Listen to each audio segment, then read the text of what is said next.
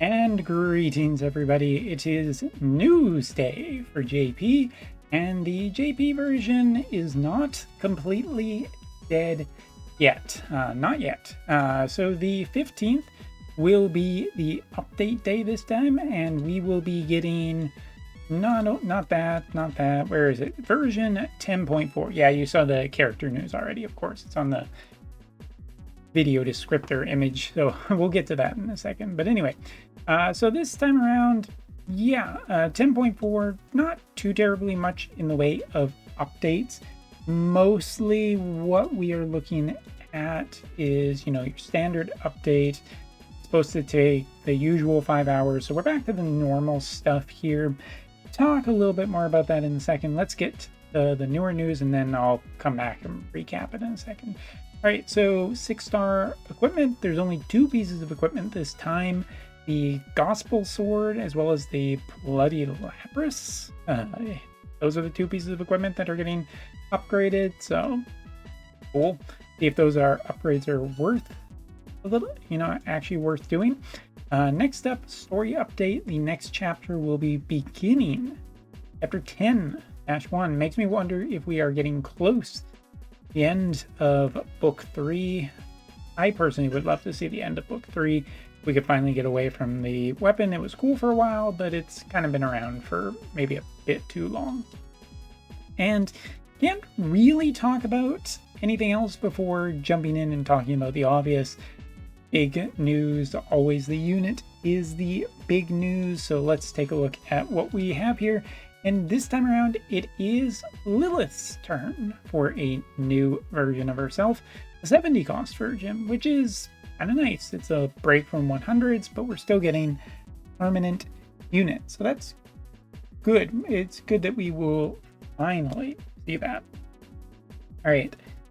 So talking about this character, first off, Light Elemental, 70 costs, permanent addition to the pool.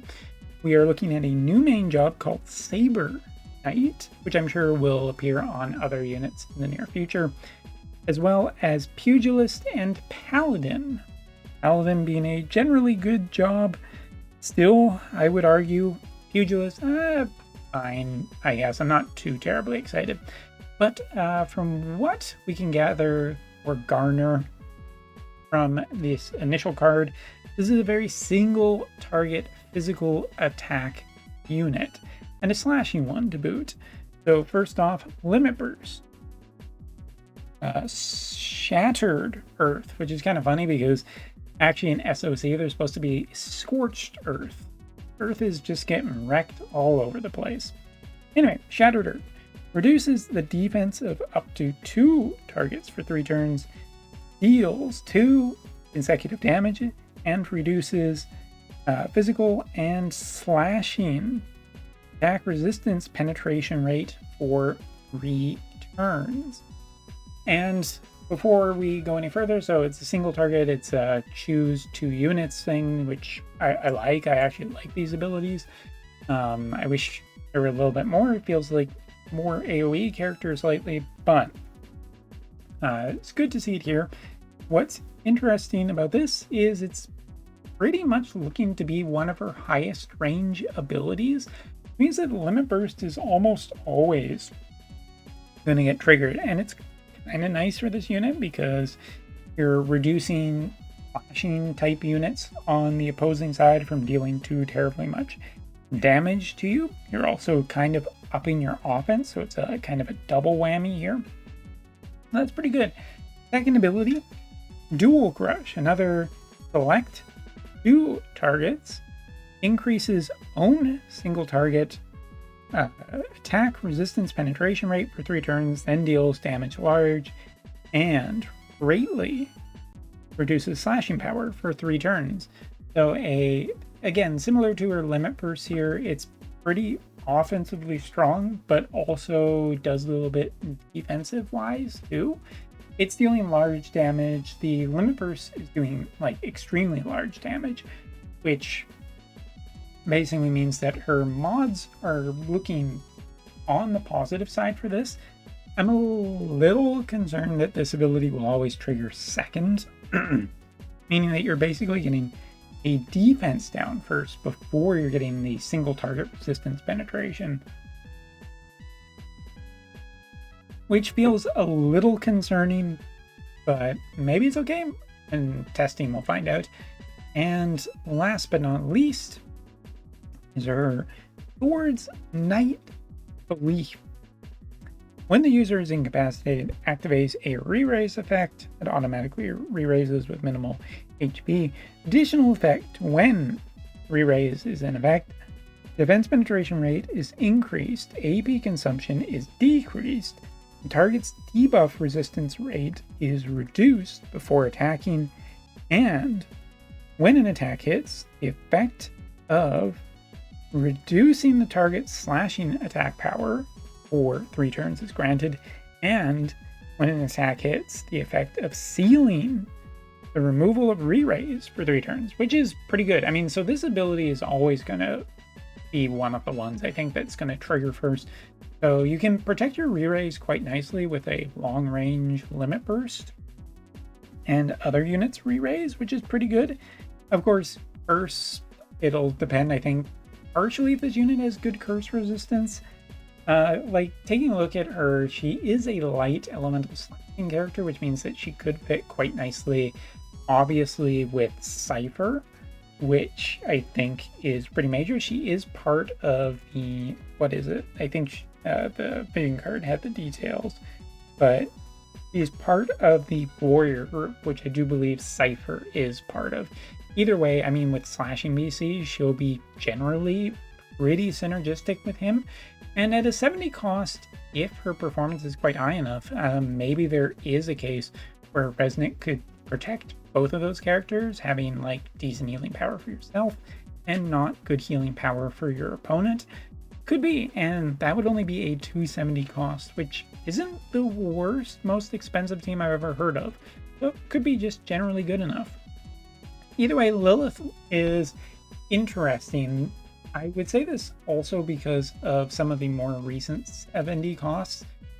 The one that's coming out on global right away, I'm not talking too much in this video, but the new unit, Sonil, who was a free 70 cost. This is not a free 70 cost. This is a gacha based 70 cost. And Sonil's performance is pretty good from my experience. Talk more about that later. But I do think that this character, if her performance is just even a little bit higher, she'll find her way onto quite a bunch of current teams. And it'll be interesting to see how well she competes against the overcosted 100 units that are currently available. Either way, only a couple days away. Looks like debuffing as well as reaction block are part of her master ability, so we'll see the full kit soon enough. But finally, Lilyth gets a new version, a new UR version. He did have that beach unit, I didn't remember that, but nice to see some new support for this character, finally. Alright, and speaking of the other thing, the vision card, which is, if we are looking at like year over year, this is almost entirely what we would expect. With the next week should be, and if we're counting the 15th as the update day, then it should be the 23rd. Could be, or well, it could be the 22nd, but I think it's going to be the 23rd when the collaboration should come in for AP next. But anyway, this VC, UR 60 cost holo VC as expected. Party weapon classes and weapon types. Sorry. Sword and warrior, great sword, bow, and ninja sword are all the types that are improved on this. And that right there, great sword plus the warrior group is essentially the Cypher Cloud combo. It's getting another VC here that looks quite good. It also has the interesting thing of just like bows, which means that Fina is still benefiting from this VC. As for the benefits you will get, slashing attack power increase, as well as a aura effect of wider the attack range, the greater the magic damage reduction. So pushing Cloud even further to fight the more recent mage strong teams will be this one, which looks pretty good. Now, equipping this VC to max will get increased resistance to slash attacks. So your slash attacks are better, your opponent's slash attacks are worse. Granted effects for the unit equipped, attack power up, as well as resistance to AoE attacks. Last but not least, Vision Mastery will include increased accuracy and damage limit, and this time around is for duels. The other duels benefit for party-wide will be increased reaction block rate. So a solid VC to go with our new character. Now what remains is whether or not this will be generally good enough to compete against the ever continuing Shrekken meta that has appeared on JP. I don't fully expect this character to really like reinvent the entire meta for 70 cost, but I do expect her to be competitive since, well, you got to keep the whales paying for these characters somehow.